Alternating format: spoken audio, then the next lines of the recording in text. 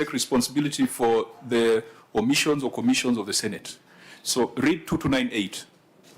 It says, within 3 months of receiving an audit report referred to under subsection 1, Parliament or the relevant county assembly shall debate and consider the report and take appropriate action. Where has Parliament breached that provision? The invitation we received, the first invitation to deal with Who this tells you that that invitation was a first instance where Parliament was dealing with this report? Have you looked at the covering schedule? When was this report tabled in Parliament? Well, you said... When was the report tabled in Parliament? I don't have the evidence. If you don't have that, then you are engaging in speculation, my friend. That would deal with 2294 concerning the timelines within which the... No, Wakili. If a matter is expressed in terms of a time period, if you do not know the start date, can you really talk to us about breach of the Constitution? You have said yourself you don't know when the reports... Just a minute. I have one... Do you know when the reports were tabled in Parliament?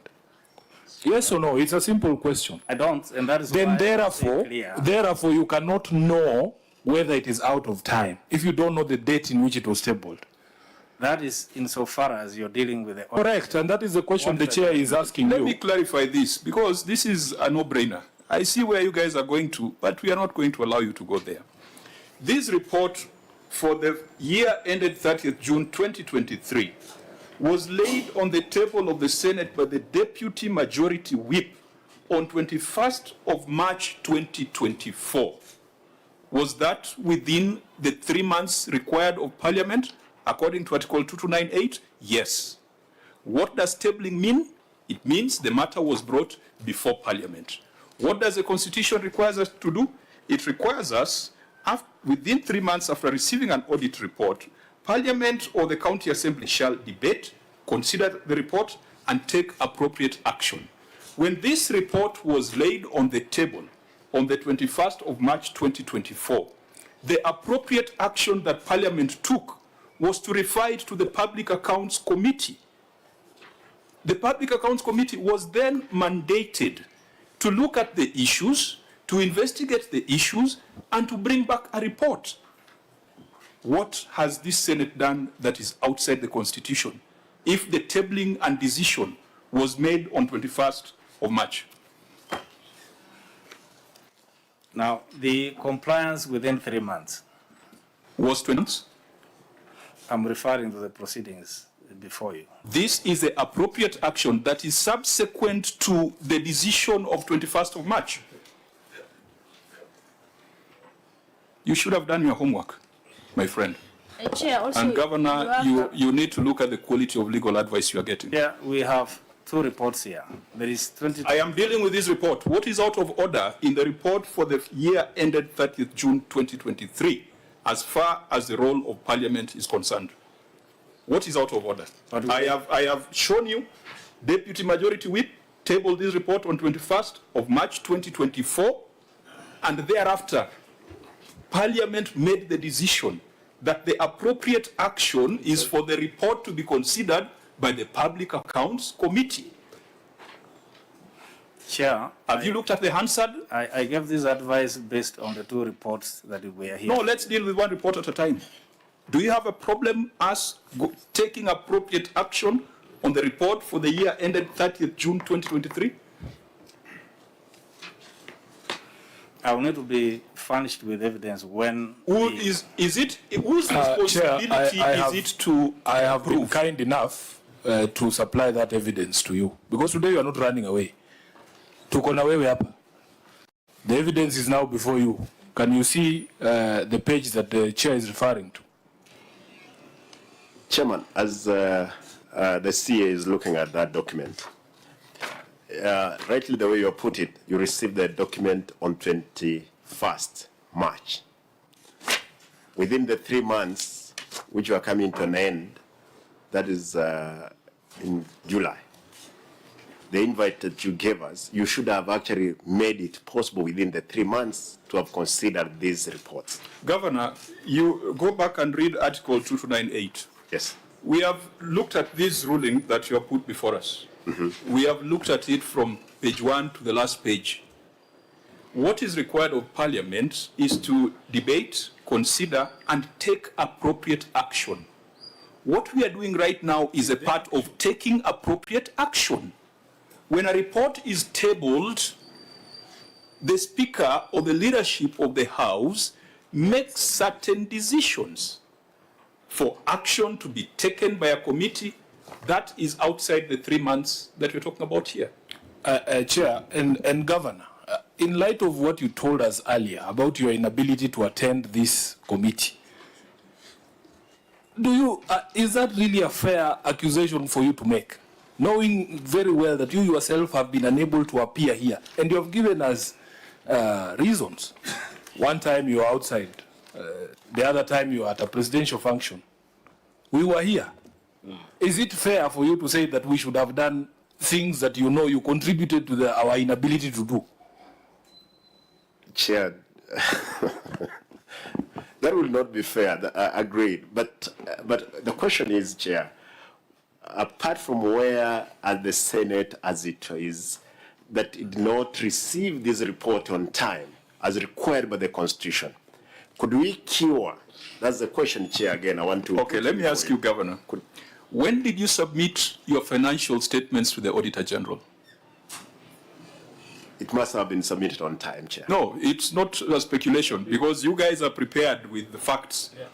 What is the date on which you presented your financial statements to the Auditor General?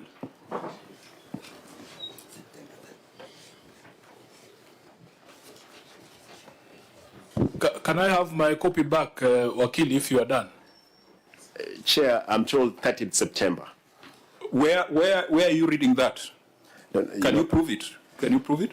I can ask my people, because they're the people who submit under the Auditor General. The financial statement that was tabled in Parliament indicates that they were prepared by your team on 10th of January 2024. 10th of January. Now, Wakili, since you are a smart Wakili, what is your constitutional responsibility as an entity that receives public funds? Before you accuse the Auditor General of sleeping on the job, this was submitted on 10th of January 2024. What is the constitutional responsibility of the entity before you shift the blame? Well, I'm not shifting blame. What is the constitutional responsibility of the entity? They are supposed to account. And you're supposed to prepare your financial statements within what duration? Before close of the financial year. Well, it's not before close of financial year. Be fair to the accountants in the House. You can tell us because they're here. What is your responsibility, statutory and constitutional? Because the Auditor General cannot provide a report before you have presented your financial statements.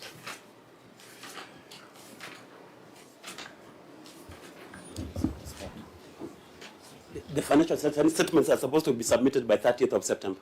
30th of September. Yeah. These were submitted on 10th of January. And Governor, your team advises you that we reject this process, these reports, on account of failures by the Auditor General and Senate when you provided your financial statements in January, 3 months later. Through the chair, those are reversed. It does not matter to us. This is what we have visibility on. But Mr. Chairman. 10th of January 2024. The Auditor General has struggled to bring financial statements to Parliament in less than a month. In less than a month, when the Auditor General is required to do that exercise in 3 months. Are we being fair to constitutional entities? You know, Governor, they say that those who come to equity must come with clean hands. You are trying to hide behind a decision that had totally different circumstances from your circumstances in Kisii. And your Wakili there is doing you a great disservice, because maybe I failed to disclose, Honorable Chair, that the Governor of Kisii is my friend. I know him very well. He's a good man. he doesn't try to be clever when he knows that there's a problem, and he readily admits when there's a problem. Governor, you're being misadvised. You're being misadvised, because if the claim is that the auditors must have signed by 31st December of 2023, and you yourselves are submitting your financials in January, that umbrella is not available for you to cover yourself with. Let it just rain on you. I think these are the clouds that the chair was referring to when we began this process. Now I can see why I was required to pray. Chairman. But just a minute, Vice Chair. Maybe two just basic questions, Governor. In your own opinion, are you ready to proceed with today's meeting, number one? Number two, through your wakili, there is a principle of separation of powers, and there is a decision that was made by Speaker Emeritus, the current public service, what is his name, J. Muturi.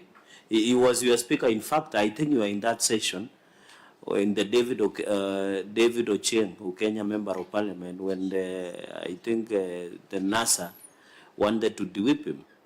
And Justin Muturi and somebody rushed to court. And the speaker, where you served as Member of Parliament of Dakureti North, stated that there is no arm of government can direct another arm, including whether judiciary or parliament or executive, national executive. So with your wakili there in these principles of separation of powers, where we have judicial overreach, do you think judiciary should be holding the hand of parliament in making that decision and running in their affairs? Because they will be rewriting how principle of powers operates. So I would want to do, and finally, Governor, looking at this report that was tabled on 2nd March 2024. So apart from this Justice Nga decision, and despite the fact that on several occasions, out of course, convincing reason you have avoided, in the principles of equity, who comes to equity must come with clean hands. Do you think it is unfair to accuse, let me use the word accuse cautiously, the committee did not consider in time, considering that you could not make it because of course, valid reasons that you have tabled? Do you think it will be fair? Those are my three questions. Governor? Chair, three things. Number one, I want to confirm that the county government of Kisii submitted the reports to the Audit General on 30th September, as by the law. What you have there, that's is evidence to that effect, because you who alleges must prove. Chair, there is evidence, and I can supply. I can supply that yes, we did submit on time, as it was required. Okay, I'll allow you to prosecute. Oh, Senator, you wanted? Yes, Chair. Oh, okay, just a minute, Governor. Senator. I just wanted to say that if that information that the governor is raising is not tabled and it's not within it, then we will not accept that argument. Yeah, because the difficulty we have is that the financial statement that was certified has already been tabled, and that we are considering indicates that the county executive's financial statements were approved and signed by the CEC member for finance on 10th of January 2024. Governor, again, I want to invoke our friendship, just to remind you that once you go under oath, once you leave that Bible, there are consequences of making statements that are manifestly untrue. Because the documents that are before us are here. Is the CEC for Finance and Economic Planning who signed this document here? Yes. Where is he? Chairman, I'm around. As Governor, you need to ask your CEC if he understands the import of appending your signature to a document, especially given what the document says. In law, your attorney there will tell you that once you have a document, you don't introduce oral evidence to explain its contents, because we can all read. This is not in Gusi. This is in English. It says, the county executive's financial statements were approved and signed by the CEC member for finance on the 10th of January 2024. Is this your signature? Yes, Chairman. That's So is this document wrong? Because what the governor is saying is different from what the document is saying. Should we believe the document or the governor's oral presentation? Chairman, that's my signature and that's the document I believe is very. Is what this document saying correct? I believe so, Chair. My friend, is what this document saying correct? Yes, Chairman. Governor, you may want to retract because the subject matter specialist has a different version from what you are giving the committee. Chairman, given that he just signed, the people who submitted the documents, they're here. And I want to confirm because they have been. And I'm happy that you're bringing up that document. Mr. Nyandanyi, when did you submit the documents? With evidence. And who is Mr. Nyandanyi? Head of accounts. Through my governor, we usually submit by 30th of September. Usually. But we don't have the evidence here with us because we didn't know. Then what you're saying is not useful. Governor, proceed. Chairman, number two. You said there were three things. I'm still allowing you to, but remember our 10 minutes is spent. Number two, Chairman, number two, the fact that we brought in the documents and we submitted to the committee, Chair, we were ready to continue with the report, as it were. But Chairman, again, the fact that there was that ruling is what we were taking precaution of, so that we don't offend the Constitution, as it were, and it has been cleared by the courts. Tomorrow we don't find ourselves as a county, as the Senate. Always I'm ready, Mr. Chairman, as I've said. Only precautionary, we were taking caution. Governor, are you ready? Are you ready to proceed? I'm ready, Chairman. Are you still maintaining your preliminary objection? I am, because, Chairman, I believe if the Constitution is being abused. You can't have it both ways. You are either holding on to objection or you are saying you have abandoned it and we can proceed. Vice Chair. My brother, Governor Arati, and I used to normally play for you when we were taking lunch that you become the governor of Kisii. And I hope you remember those prayers. They are powerful, that's why you are governor. Mr. Arati, Your Excellency, you are with us in Parliament. There are decisions that the courts would make. But we used to tell courts, I can even give you an answer, where you are telling off courts that they cannot interfere with the work of Parliament. So you are before Parliament, which you protected for 10 years as a member of Parliament.